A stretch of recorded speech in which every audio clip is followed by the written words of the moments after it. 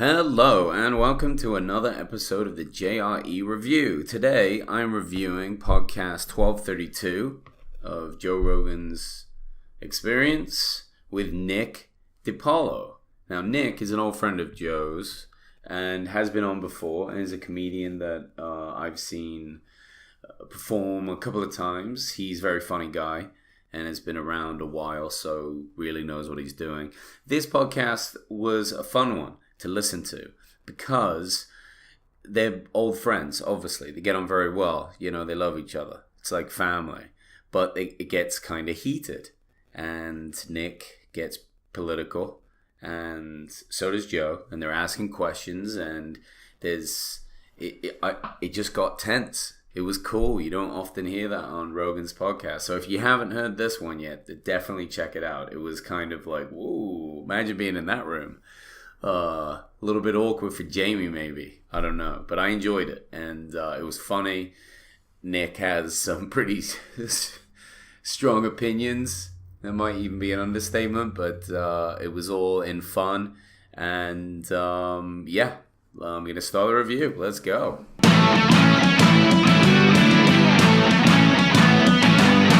Welcome to the Joe Rogan Experience Review, where each week I review every single episode of the Joe Rogan Experience. What more do you want? They get going, as you would imagine, talking about comedians and what it takes to be a comedian, how difficult it is. These kinds of conversations are always popping up on Rogan's podcast, and especially because he's a comedian, and especially when he has his comedian friends on it only makes sense. But it's not just that. It's that if they were just maybe both plumbers, they wouldn't constantly talk about, the difficulty of that. And I'm not saying that being a plumber is not difficult. I'm sure it has its moments, but comedy is uniquely difficult in the sense of just imagine doing it yourself if you never have. Very, very difficult to start, very difficult to get any traction, very difficult to get going with.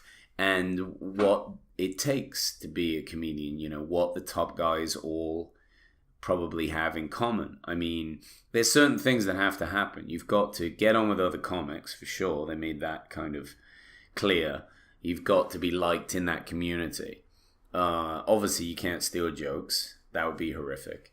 And you need to be self-aware. You need to be truthful. You need to be able to analyze yourself truthfully. Like if you're sucking at something or a joke's not funny, it's your fault. You've got to change it. So they have to have that in common. Otherwise you can't really kind of work through that process. And then often it helps to be pretty smart. They were talking about how Louis C.K. Went on Jeopardy, and I actually watched some of that episode just to kind of get some point of reference.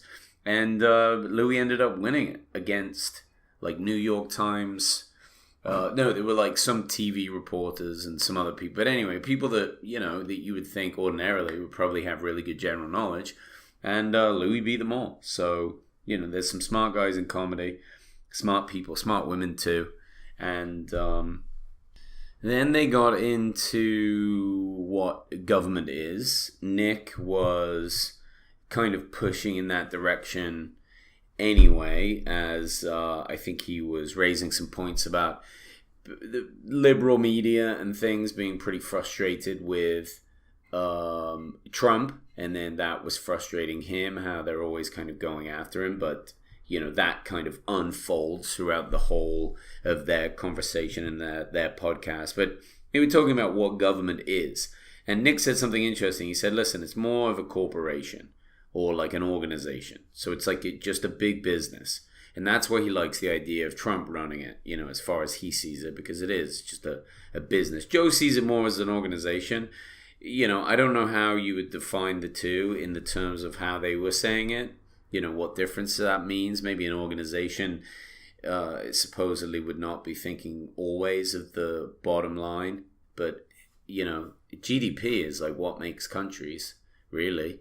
So there's just no chance they're not constantly thinking about that like a massive corporation would. It was kind of an interesting way of looking at it. I mean, if you did look at it that way, it does kind of change what it is. It's like, oh dear, maybe they're not really out to help you after all. I mean, you don't think of corporations that way, so why do you think of government that way? I don't know. I'm not trying to make anyone a conspiracy theorist, but it's just interesting to think about things like that in a different way.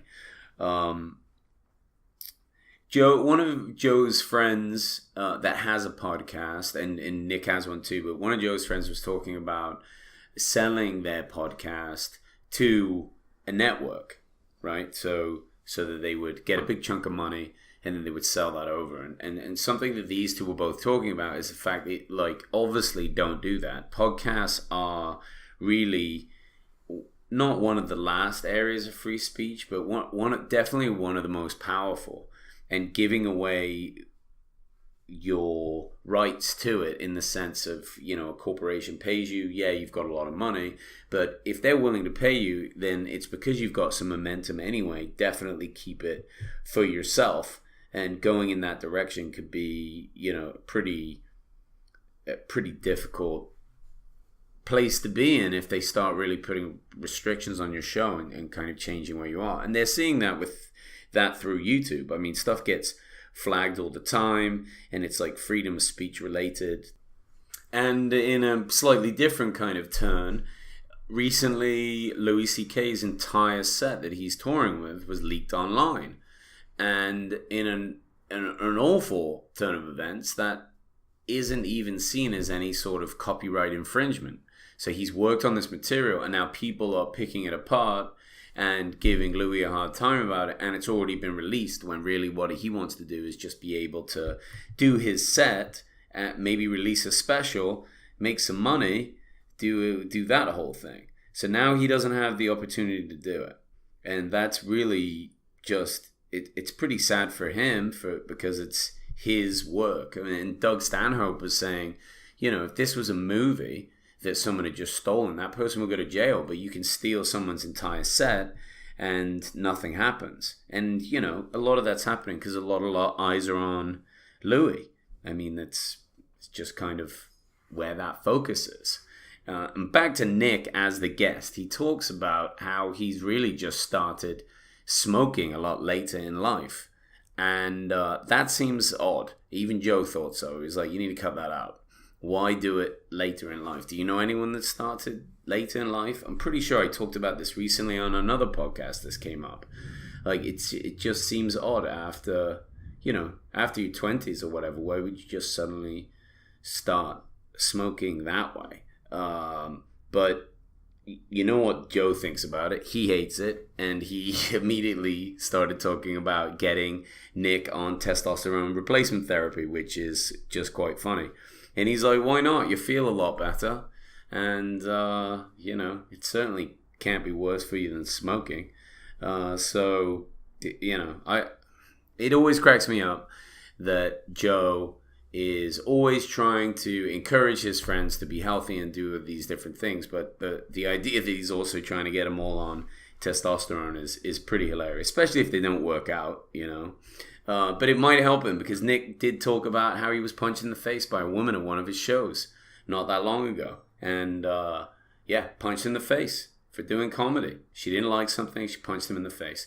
And he tried to get a lawyer for it. He couldn't. There was no lawyers that would take the case because there was really no money in it. But he wanted to make a point about it. He really wanted to kind of sue her. You know, he wants to sue her and or just have her. I don't know whether he wants her to do some time, but just understand what she did. Like, you just can't go around punching people, even if it is a woman punching a man. It's still wrong. You can't do that. And this is where the best part of the podcast started to come in. Towards the end, Joe was starting to talk about Trump and talk about, do you think he's going to get impeached?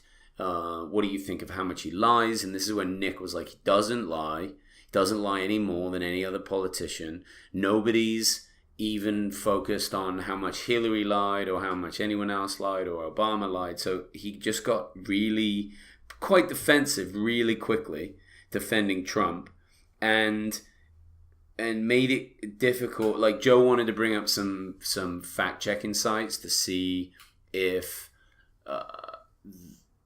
to see it, like, how many times Trump had lied, in the last year or whatever. And everything, Nick was just like, this is fake news. This is a bullshit site.